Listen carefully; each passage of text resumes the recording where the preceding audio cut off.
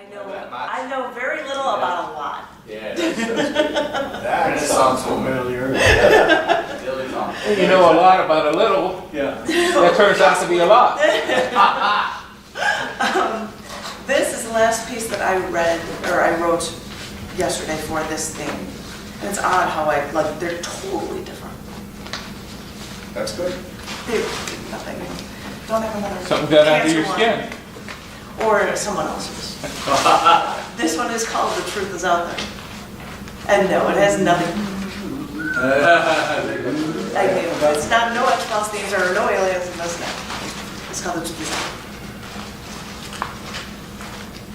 There. We were of the same clan. We were of the same kin. We were brothers. Yes, we were compatriots, underlyingly, inextricably bound together. We're supposed to be so close, so I should know what happened inside you. I need to understand what changed you so deeply, how you lost your humanity. I scoured the world to try to learn what happened to you.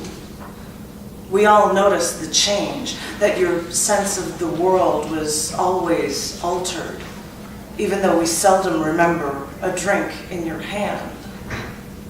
The truth is out there, is what I hear, but is that the key to unlocking how you now relate to me? Is the truth not out there, but deep inside you instead? Or do you not see the change that has happened to your soul? Do you not see the changes under your skin?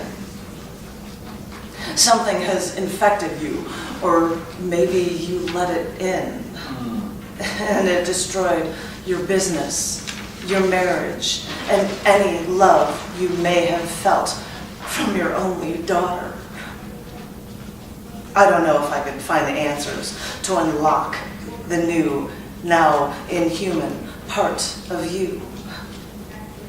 They say the truth is out there. If only I knew where to look. And only if you'd want to be found. Yep.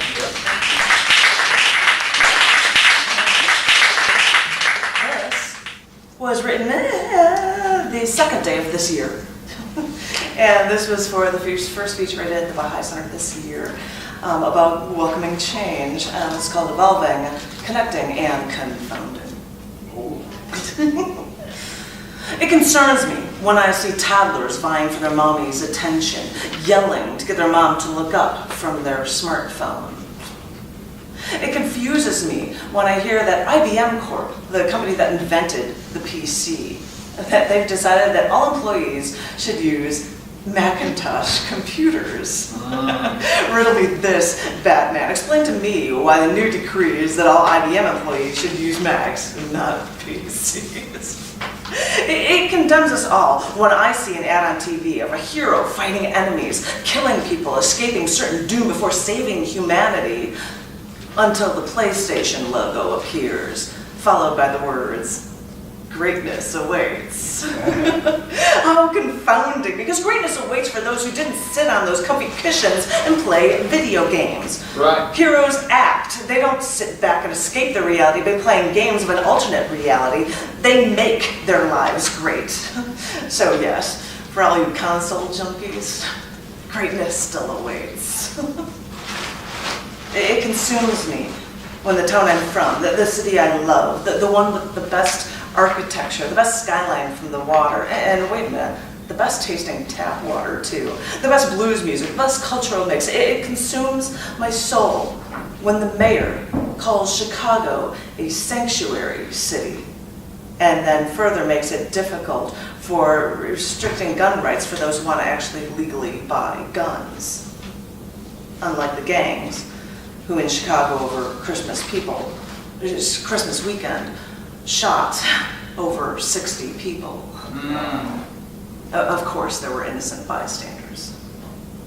It concerns me, it confuses me, it confounds me, it consumes me.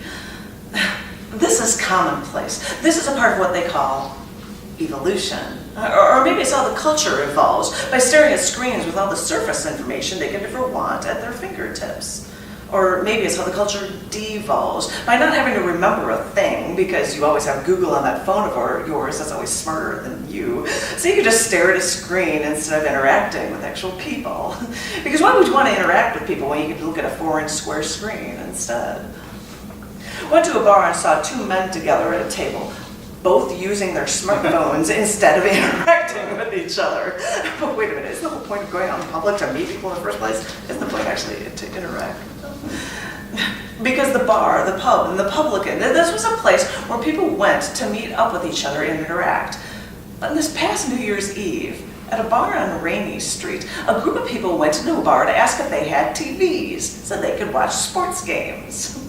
You see, now this publican is becoming a place where people can all just pay attention to anything other than the people that they came with, or anyone else for that matter. This is your new future. Because I remember back in the day when me and my friend Jason had our laptops at a bar with a bunch of friends, and we would actually transfer files to each other by putting our laptop sensors in front of each other. So yeah, I was still doing computer geek stuff, but at least I was in public interacting with actual people while I did it. Oh, this is how we were cutting edge. This is how we were all rebellious, all without losing our connection to people. We look for a happy medium. I'm the woman who uses audio and video samples in my performances. I'm the woman with their own name as a domain name. I've got tons of CDs on iTunes. I run an expansive online print publishing organization incorporating YouTube and Vine videos, Facebook, Twitter, Instagram, even Pinterest, Tumblr, and Google+. But I don't know how many times I've been called a Luddite because I only recently got a smartphone. And you know, no one calls me, so really, what am I missing out on? Yeah. Because maybe the problem is trying to come up with that balance. With the ever-expanding technology crammed down our throats that we're forced to feel that we need, sure, we can want the newest and the latest, but we can forget that our phone used to cost less than $20 per household per month. And because we always have to give up something to get something more. We think we can have it both ways, so we welcome the new millennium. But maybe the real key is to remember to strike a balance so that we don't lose what we loved about the past while we embrace and throw our arms around the future. The future is ours. Just look before you leap, so you know you'll land on your own 2 feet and still land on top.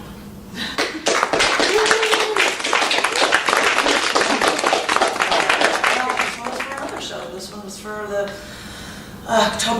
November, when was it? It was in the November for the firsts feature. I did all these things of firsts in your life. That's where I did with the show. And this one's about your first job. This is where I came up with this poem. This one is called Saving Fingers and Scooping Ice Cream. One summer day in August, I was 16 at the time. Sister Sandy and I were at the house. It was an average Thursday. Mom was out golfing. Dad was at Brother Bob's farmyard doing something man-like, cutting wood or something. I was getting ready for a summer job interview that morning. The phone rang. I answer it. Suddenly, there's a strange voice on the other line talking, asking, "Is your mother there?" And my first instinct is to think that was my dad's friend Greg on the other line. He always liked to put on a fake voice and try to fool the kids. So I put on my most cordial voice and I said, "No, she's not. Could I take a message?"